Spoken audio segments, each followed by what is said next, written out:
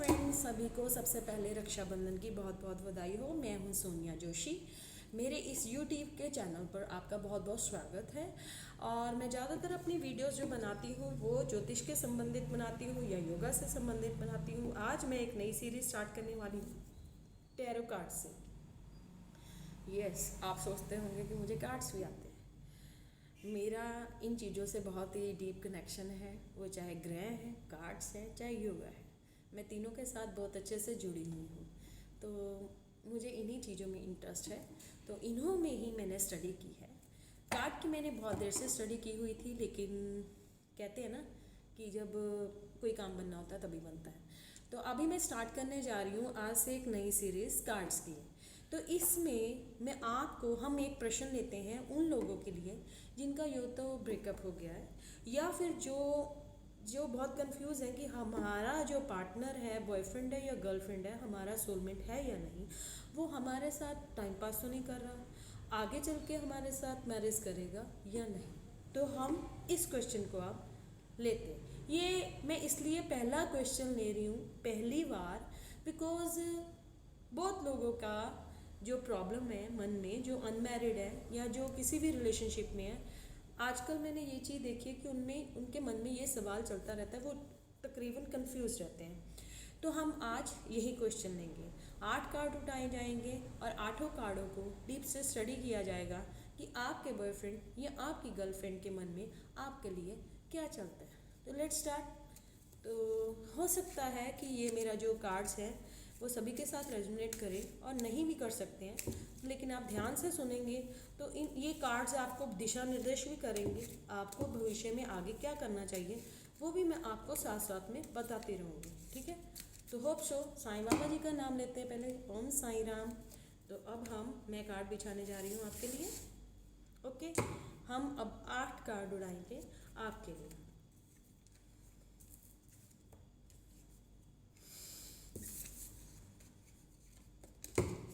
First आया है king of पेंटाकल, second आया है 7 of cups, 3 of swords, then king of swords, ace of pentacles, 10 of sword, judgement, then growth, means 7 of bands. Look guys, बहुत सारे card negative भी आए हैं, पॉजिटिव भी आए हैं, लेकिन ऐसे नहीं, मैं आपको सारा डीप स्टडी करके बताऊंगी। किंग ऑफ पेंटिकल्स, जो सबसे पहला कार्ड आया है वो है किंग ऑफ पेंटिकल्स। इसका मतलब ये है कि जो भी आपका गर्लफ्रेंड है या बॉयफ्रेंड है वो मनी माइंडेड बहुत ज़्यादा है। वो आपको वैसे तो एक किंग या क्वीन की तरह ही बिहेव करते हैं, लेकिन उनमें थोड़ा सा ईगोस्टिक भी प्रॉब्लम है। ठीक है, मनी माइंडेड है, प्रैक्टिकल इंसान है।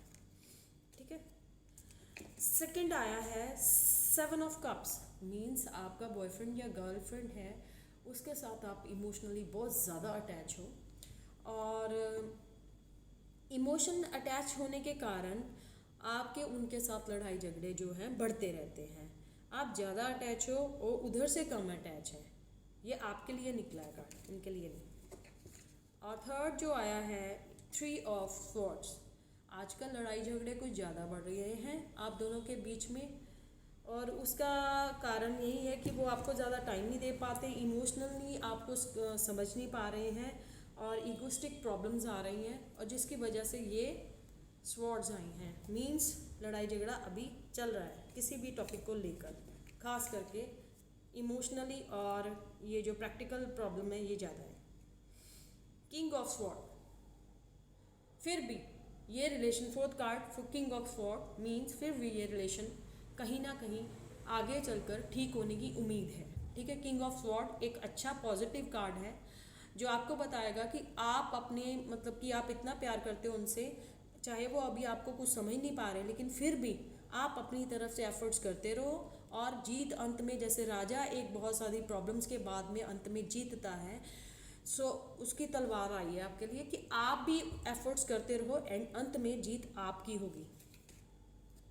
ठीक है, then ace of pentacles, money related problems होने की वजह से भी लड़ाई झगड़े हो सकते हैं। सो आप अपने काम पर फोकस कीजिए और उनको भी फोकस करने दीजिए, ठीक है। ये पेंटिकल्स मीन्स मनी, मेटेरियलिस्टिक कोई प्रॉब्लम चल रही है अभी उनकी लाइफ में।